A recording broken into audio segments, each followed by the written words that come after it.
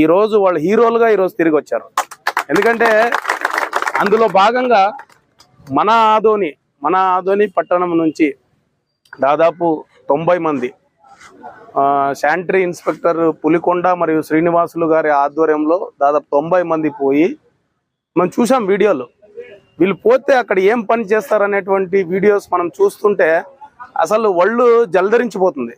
ఎందుకంటే చనిపోయినటువంటి పశువుల కబేళాలు తీసుకొని దాని మీద వేసుకొని తర్వాత మిగతావంతా అక్కడ ఉన్నటువంటి చెత్తని మొత్తాన్ని పరిశుభ్రం చేసి అక్కడ ఉన్నటువంటి ప్రజలను కూడా ఆ యొక్క నీటి నుంచి రక్షిస్తూ బయటికి తీసుకొని రావడము, అక్కడ డ్యామేజ్ అయినటువంటి విజయవాడ నగరంతో పాటు ఇతర పల్లెలు చుట్టుపక్కల పల్లెల్లో అంతా వాళ్ళ ఒక పనిని చేసి, నేను ఎందుకంటానంటే ఇది వెల కట్టలేనిది.